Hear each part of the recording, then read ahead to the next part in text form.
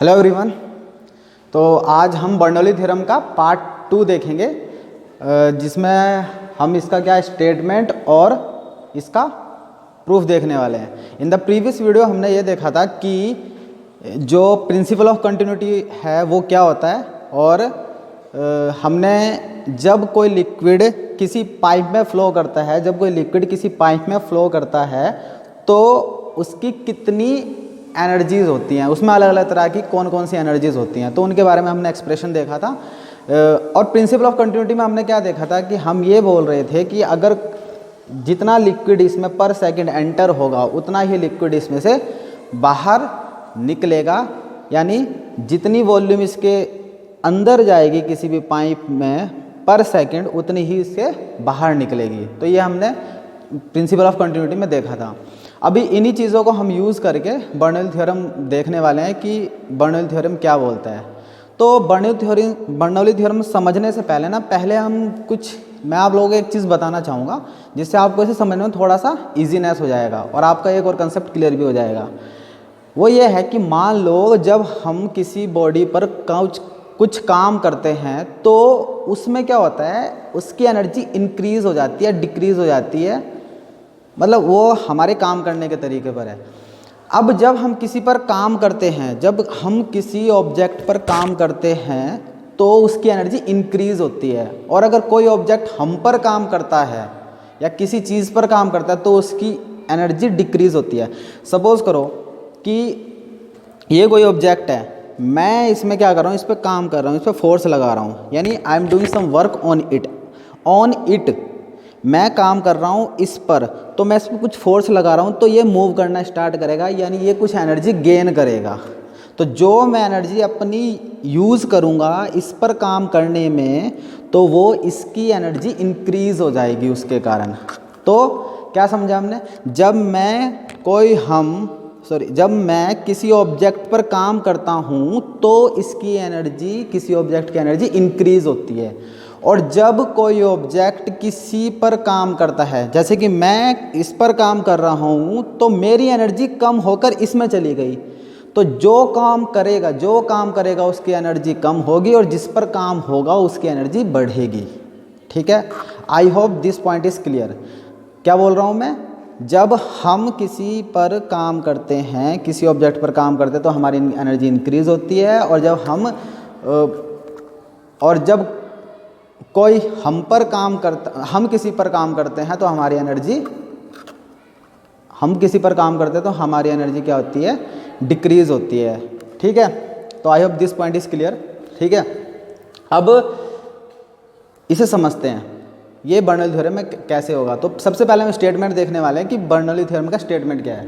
तो स्टेटमेंट ये बोलता है कि when an incompressible and non viscous liquid, जब एक incompressible non viscous liquid flow करता है स्ट्रीमलाइन मोशन में फ्लो करता है, तो one place to another, then at every point, ये मैंने 2 बार लिख दिया, then at every point of its path, जब कोई liquid incompressible non viscous liquid यानी आइडियल लिक्विड, जो हमने इस चैप्टर के शुरू वीडियो में देखा था कि आइडियल लिक्विड क्या होता है, वो किसी स्ट्रीमलाइन फ्लो करता है, वो किसी पाइप में स्ट्रीमलाइन फ्लो करता है, तो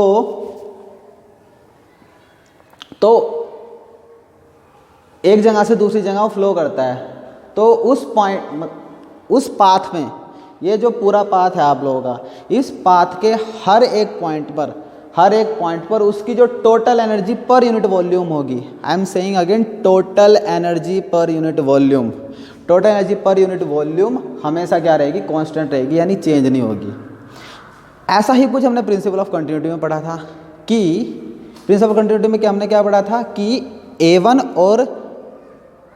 A1 मतलब एरिया और वेलोसिटी का जो प्रोडक्ट होगा हर पॉइंट पर क्या रहेगा, कांस्टेंट रहेगा। ठीक है, ये हमने किस में पढ़ा था, प्रिंसिपल ऑफ कंटिन्यूटी में इन द प्रीवियस वीडियो। ठीक है, तो बर्नौली थ्योरम ये बोलती है बस कि हर एक पॉइंट पर energy, total energy per unit volume constant रहेगी। ठीक है, और हमने इसमें एनर्जीज देखी थी कितनी होती है, मतलब एक थी प्रेशर एनर्जी, एक थी काइनेटिक एनर्जी, एक थी पोटेंशियल एनर्जी। ठीक है, प्रेशर एनर्जी ही क्या थी, वर्क डन थी। ठीक, हमने निकाला हुआ है। तो अब इसका हम मतलब इसे प्रूफ कैसे करेंगे, हम बर्नौली थ्योरम को कैसे प्रूव करें कि ये बात सही है। तो इसका प्रूफ यहाँ पर है, ठीक है। इससे पहले हम ये लाइन पढ़ेंगे कि the Bernoulli theorem is one way the principle of conservation of energy for flowing liquid. यानी बर्नौली थ्योरम क्या है, एक तरह से जो फ्लोइंग लिक्विड है उनके लिए जो principal of conservation of energy है उसकी तरह काम करता है। यानी फ्लोइंग लिक्विड के लिए बर्नौली थ्योरम क्या है, एक तरह से principal of conservation of energy की तरह काम करता है लिक्विड के लिए, जो लिक्विड फ्लो करते हैं उनके लिए। अच्छा, तो क्या होती है बर्नौली थ्योरम? तो बर्नौली थ्योरम है this is P plus half rho we square plus rho g h is equals to constant. यानी pressure plus half rho we square plus rho g h is equals to constant मिलेगा हमें हर एक point पर। किसी भी streamline जब flow होगा, streamline flow होगा, तो उस पर हर एक पॉइंट पर हमें इन तीनों का सम क्या मिलेगा, कांस्टेंट मिलेगा, ठीक है। तो इसे प्रूफ कैसे करेंगे? तो इसे प्रूफ करने के लिए हम ये एग्जांपल एज्यूम करते हैं। मान लेते हैं कि ये एक पाइप है जिसका एरिया A1 है और ये थोड़ा बड़ा है यहाँ से, ठीक है। पाइप कैसा भी हो सकता है, नॉन यूनिफॉर्म कम ज़्यादा एरिया हो सकता है उसका, और ये A2 है, ठीक है। इसका एरिया कम है और ये ग्राउंड से H2 हाइट पर है, H2 हाइट पर है और ये H1 हाइट है इसकी, ठीक है। ग्राउंड से ये थोड़ी ज़्यादा है और ये H2 क्या आप लोगों की कम है। यहाँ पर इसकी वेलोसिटी, यहाँ से जो लिक्विड फ्लो आउट हो रहा होगा, बाहर जा रहा होगा, उसकी वेलोसिटी V2 मान लेते हैं, और यहाँ पर जो अंदर जा रहा है जिस वेलोसिटी के साथ, उसे मान लेते हैं V1। और यहाँ पर जो प्रेशर इनसाइड होगा वो होगा P1 और यहाँ पर जो होगा वो होगा P2, ठीक है। तो ये एज्यूम कर लेते हैं हम। अब देखो सिंपल सी बात है, ये हमने पढ़ा था, ये समझ में भी आता है, मैंने प्रीवियस वीडियो में बात करी है कि A1 मान लो ये जो एरिया ज़्यादा है यहाँ पर, तो यहाँ पर जो वेलोसिटी होगी वो कम होगी, और यहाँ पर जो वेलोसिटी होगी लिक्विड की निकल रहा है वो ज़्यादा होगी, क्योंकि यहाँ पर एरिया कम है। और प्रिंसिपल कंटिन्यूटी क्या बोलती है, एरिया और वेलोसिटी का जो प्रोडक्ट है वो कांस्टेंट रहेगा। अगर यहाँ पर एरिया ज़्यादा तो वेलोसिटी कम होगी, और यहाँ पर एरिया कम तो वेलोसिटी ज़्यादा होगी, ठीक है। ये कॉमन सेंस की बात है, ये समझ में भी आती है हमें, ठीक है। अब इसका प्रूफ देखते हैं। तो देखो, जब लिक्विड, जो मैं बता रहा हूँ प्लीज़ को थोड़ा सा ध्यान से समझना, वरना ये थोड़ा सा टिपिकल हो जाता है समझना, ठीक। जब लिक्विड इसके अंदर जाएगा, फ्लो करेगा, ठीक है, तो इसके अंदर फ्लो कराने के लिए भाई हमें इस पर काम करना पड़ेगा। कोई सोर्स होगा जो इसके अंदर इस लिक्विड को भेज रहा है ना। Do you agree? समझते हैं इस बात को? मान लो कोई लिक्विड इसके अंदर जा रहा है, ये अपना आप तो जाने वाली कोई भी चीज़ अपना आप तो हो नहीं सकती। अगर कोई मोशन में कोई चीज़ मोशन कर रही है तो उस पर कुछ फोर्स लगाना पड़ेगा किसी न किसी सोर्स के द्वारा। तो हम कुछ काम करेंगे लिक्विड पर। यहाँ पर क्या होगा, इस वाले केस में अगर लिक्विड ऐसे फ्लो कर रहा है तो हम कुछ काम कर रहे हैं लिक्विड पर, और यहाँ से लिक्विड बाहर निकलेगा। तो यहाँ से हमने कुछ लिक्विड को एनर्जी दे के भेजा था और ये यहाँ पर आ चुका है। अब यहाँ पर ना इस पाइप के कारण इसमें कुछ फोर्स लग रहा होगा, ठीक है, अगेंस्ट फोर्स लग रहा होगा। यहाँ पर कौन सा फोर्स लग रहा होगा? PA2, क्या? P2A2 force, pressure into area. Pressure का फॉर्मूला क्या होता है? प्रेशर इज इक्वल्स टू होता है फोर्स अपॉन एरिया, ठीक है। तो अगर यहाँ पर प्रेशर P2 है और एरिया A2 है, ठीक है, अगर प्रेशर P2 है और ये एरिया A2 है, तो यहाँ पर फोर्स कितना लग रहा होगा? कितना फोर्स होगा यहाँ पर?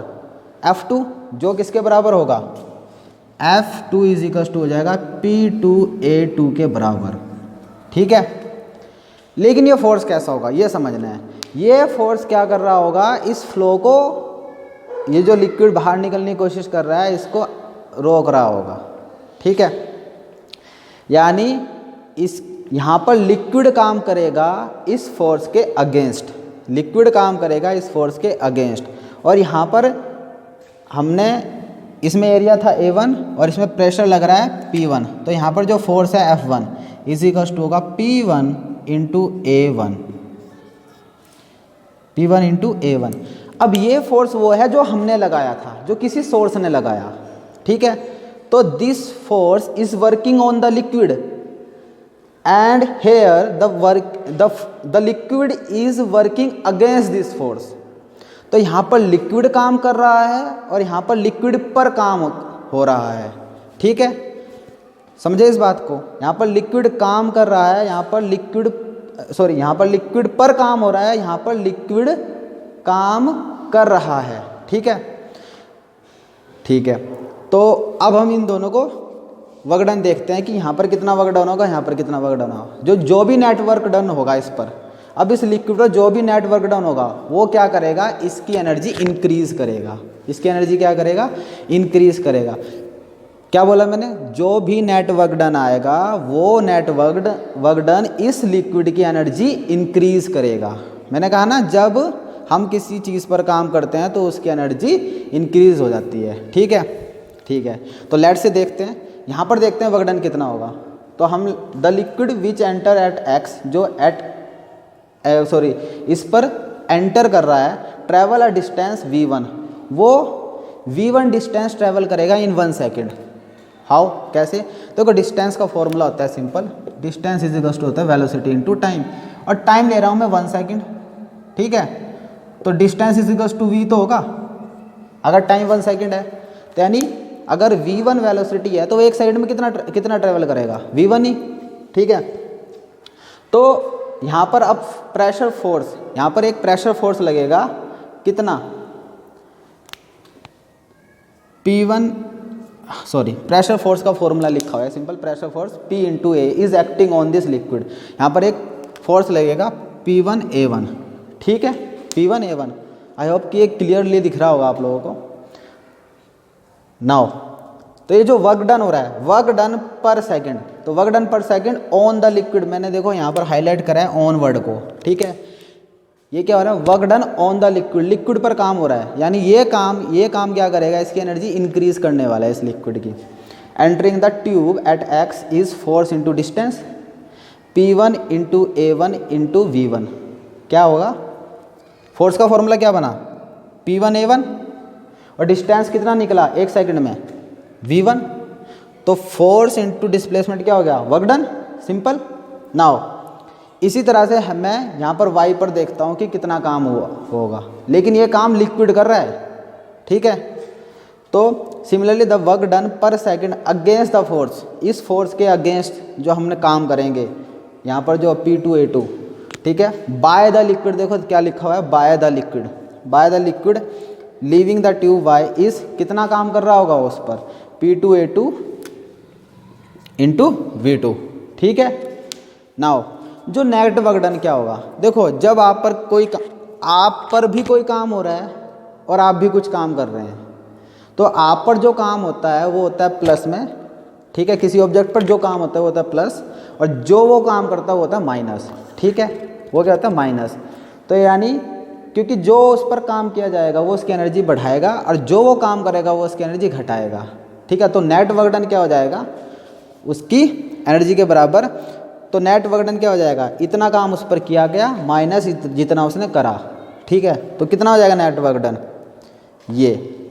अब इस इक्वेशन को ध्यान से देखिए, इसमें कुछ दिख रहा होगा, A1V1 A2V2, A1V1 A2V2, और ये क्या होता है, ये कांस्टेंट होते हैं हमेशा। ये प्रिंसिपल ऑफ कंटिन्यूटी में पढ़ा हमने कहा था ना, इसलिए प्रिंसिपल ऑफ कंटिन्यूटी पढ़ाया गया पहले, ताकि हम ये सीख सके, यहाँ पर हमें सीखने में कोई कन्फ्यूज़न ना हो। तो प्रिंसिपल ऑफ कंटिन्यूटी क्या बोलते हैं कि A1V1 और A2V2 क्या होता है, कांस्टेंट के बराबर होता है, और ये किसके इक्वल होता है, m/ρ, ठीक है। ये हमने पिछले वाली वीडियो में किया हुआ है। तो A1V1 is equal to A2V2 m/ρ। तो इस इक्वेशन में मैं यहाँ पर ये पुट करूँगा, substitute A1V1 A2V2 m/ρ in equation 1। जब मैं ये पुट करूँगा इसमें, तो नेट वर्क डन क्या आ जाएगा मेरे पास, इसको मैं कॉमन ले लूँगा, A1V1 A2V2 कॉमन आ जाएगा, तो यहाँ से आ जाएगा P1 - P2 m/ρ। तो this is the net work done by us, ठीक है, ऑन द लिक्विड। ये लिक्विड पर हुआ है नेट वर्क डन, तो ये नेट वर्क डन इसकी एनर्जी इंक्रीज करेगा। अब हम ये देखने वाले हैं कि इसकी नेट एनर्जी कितनी इंक्रीज होगी, और जितनी इसकी नेट एनर्जी इंक्रीज होगी और ये वर्क डन, उनको हम क्या कर देंगे, इक्वल रख देंगे, सिंपल। और फिर हम देखते हैं क्या एक्सप्रेशन आएगा हमारे पास। तो अब देखो यहाँ पर इसकी वेलोसिटी कुछ v1 हुई, यहाँ पर इसकी वेलोसिटी कुछ v2 हुई, ठीक है, ये वेलोसिटी ज़्यादा, ये वेलोसिटी कम, ठीक है, ये ऊंचाई पर है, ये थोड़ा सा नीचाई पर है। तो जब ऊंचाई से कोई चीज़ नीचाई पर आती है तो उसकी वेलोसिटी बढ़ जाती है क्योंकि उसकी पोटेंशियल एनर्जी काइनेटिक एनर्जी में कन्वर्ट हो जाती है, ठीक है। तो और ये साफ दिख भी रहा है कि यहाँ पर वेलोसिटी ज़्यादा होगी, तो यानी यहाँ पर वेलोसिटी, यहाँ पर इसकी काइनेटिक एनर्जी ज़्यादा होगी, यहाँ पर इसकी कम होगी, क्योंकि मास तो इक्वल रहने वाला है पर सेकेंड, ठीक है। तो काइनेटिक एनर्जी एट एक्स पर काइनेटिक एनर्जी क्या होगी, हाफ एम, क्या था काइनेटिक एनर्जी का formula, half M V square. तो यहाँ पर इसकी वेलोसिटी है v1, तो हाफ एम v1 स्क्वायर, और यहाँ पर कितनी होगी, half M v2 square. Increase कितनी हुई, देखो पहले इतनी थी, बाद में इतनी हुई, इंक्रीज कितनी हुई, दिस फाइनल माइनस इनिशियल, ठीक है। तो इंक्रीज हुई कितनी, इंक्रीज इन काइनेटिक एनर्जी क्या हो गया, हाफ एम v2 का स्क्वायर माइनस v1 का square. I hope this point is clear to you, ठीक है। तो इतना है। अब इसका एक और एनर्जी देखनी है हमको, ठीक। वो एनर्जी है हमारी क्या, पोटेंशियल एनर्जी, ठीक है। तो मेरे को ये रब करना पड़ेगा। नाउ मैं इस स्टेटमेंट को रब कर रहा हूँ, ठीक है।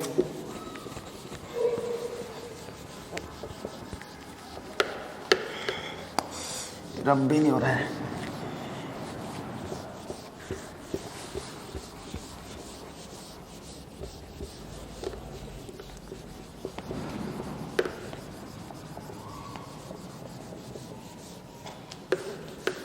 ओ शिट यार। तो यहाँ से मेरी काइनेटिक एनर्जी एट एक्स है ये, और ये काइनेटिक एनर्जी एट वाई है, हाफ एम v2 का square. So increase in kinetic energy is equals to क्या हुआ, हाफ एम v2 का स्क्वायर माइनस v1 का स्क्वायर, ठीक है। ये समझ लेना से रब हो गया था, ठीक। तो ये हो गया हमारे पास। अब मैं पोटेंशियल एनर्जी देखता हूँ कितनी इंक्रीज हुई। तो मैं क्या लूँगा,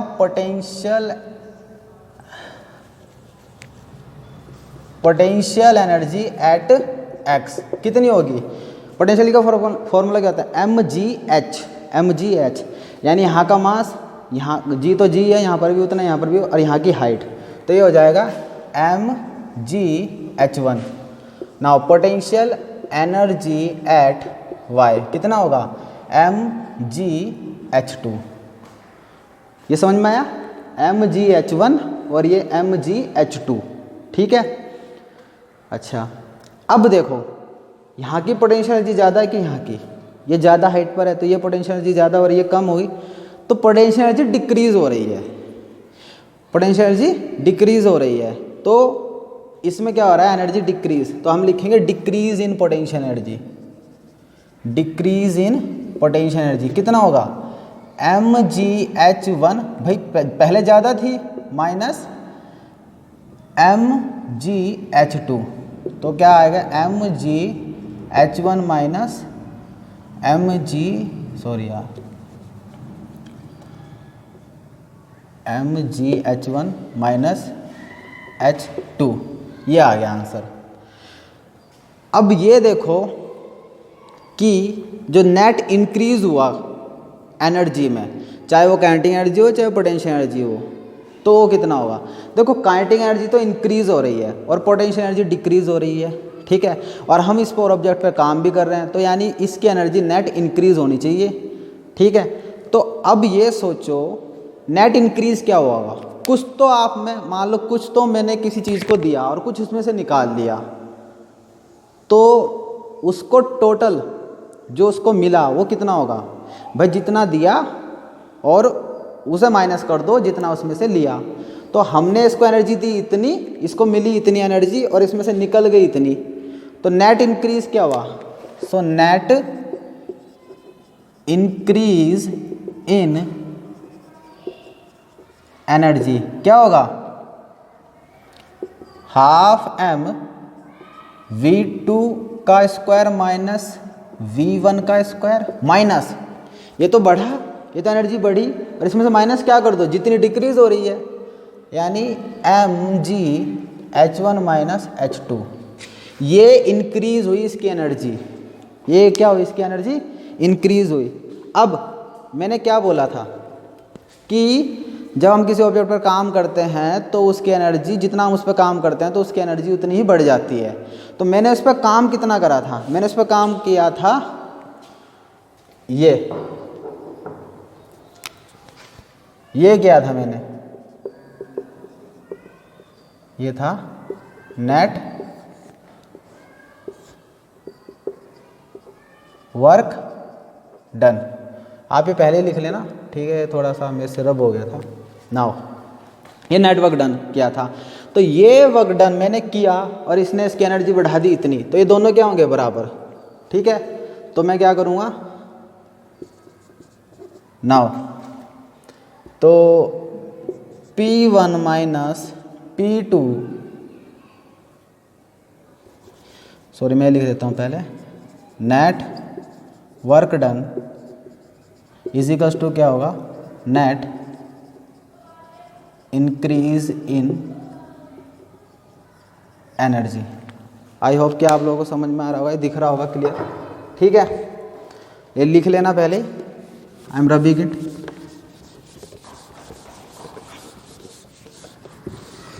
ये क्लियर भी नहीं हो रहा है,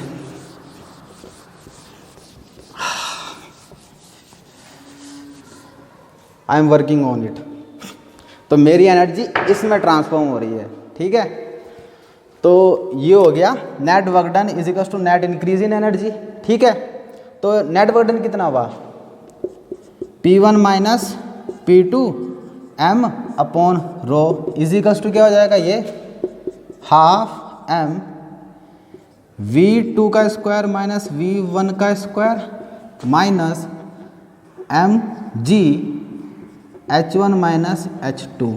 अब देखो अगर मैं दोनों साइड से m कॉमन लूँ तो ये कैंसिल हो जाएगा, ठीक है।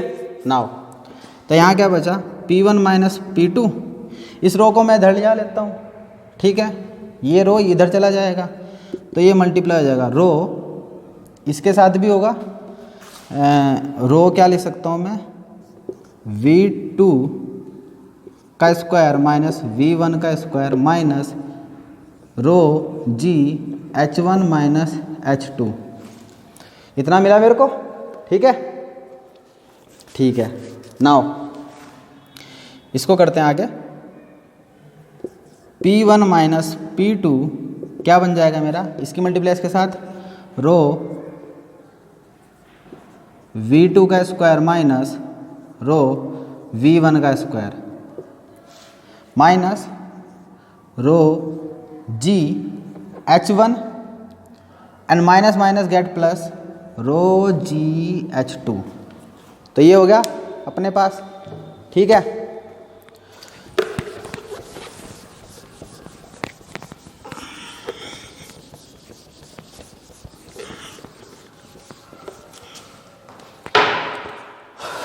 नाउ अभी देखना, अभी क्या करेंगे हम, जो 1 1 वाले हैं, यानी 1 1 का मतलब जो यहाँ पर इसकी एनर्जी होगी, ठीक है, और यहाँ पर वाले 1 1 को एक साइड रखेंगे और जो 2 2 वाले टर्म है उनको एक साइड रखेंगे हम, ठीक है। तो ये आएगा इधर P1, ये इधर आएगा तो प्लस बन जाएगा रो V1 का स्क्वायर, नाउ और ये भी इधर आएगा तो ये भी प्लस बन जाएगा रो g H1 is equals to, अब इस P2 को इधर ले जाओ, ये प्लस बनेगा, P2 इधर जाएगा इज इक्वल्स टू के, तो ये बनेगा प्लस का P2 प्लस का रो V2 स्क्वायर है मेरे पास, और ये बना मेरे पास प्लस का रो जी H2। तो इसको देखो, ये सारे सेम नहीं आ रहे हैं, ये यहाँ की इसकी प्रेशर एनर्जी, यहाँ की इसकी काइनेटिक एनर्जी, सॉरी हाफ कहाँ चला गया इसका, सॉरी इसके साथ आप हाफ भी लिखेंगे,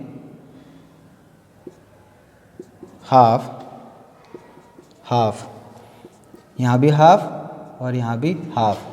तो ये इसकी प्रेशर एनर्जी, ये इसकी काइनेटिक एनर्जी, ये इसकी पोटेंशियल एनर्जी, ठीक है, यहाँ की x वाले पॉइंट पे, और यहाँ पर y वाले पॉइंट पर ये, तो ये दोनों बराबर आ गई। तो यानी यहाँ की एनर्जी नेट यहाँ की एनर्जी क्या हो गई, इक्वल आ गई। यानी इट मीन्स जो बर्नौली थ्योरम क्या बोल रही थी कि किसी भी दो पॉइंट पर जब एक लिक्विड फ्लो करता है स्ट्रीम लाइन में, एक आइडियल लिक्विड फ्लो करता है स्ट्रीम लाइन में, तो उसकी हर एक पॉइंट पर जो एनर्जी होती है वो कांस्टेंट रहती है। तो ये हमने प्रूव कर दिया इन दो पॉइंट की एनर्जी को इक्वलेट करके। तो हैंस हम क्या लिख सकते हैं, P plus half rho we square plus rho g H equals to क्या, कांस्टेंट, यानी ये बराबर रहेगी, जितना यहाँ पर होगा उतना ही यहाँ पर होगा। तो इस तरह से हमने बर्नौली थ्योरम को क्या किया, प्रूव कर दिया। ठीक है, हाँ।